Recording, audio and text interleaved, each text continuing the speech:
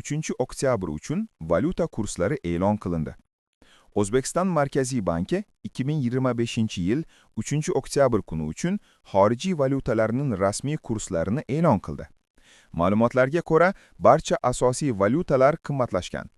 AQSh dollari 15,62 so'mga qimmatlab, 12,099,72 so'mni tashkil etdi.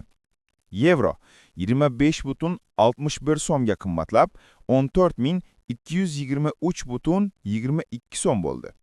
Funt sterling 86,34 so'mga qimmatlab, 16,333,41 so'mga yetdi. Rossiya rubli 2,18 so'mga qimmatlab, 148,90 so'm bo'ldi. Xitoy yuani 2,19 so'mga qimmatlab, 1699,49 so'mga yetdi.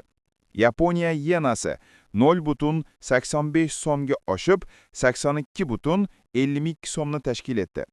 Qozoq tengesi 0,13 so'mga ko'tarilib, 22,12 so'm bo'ldi.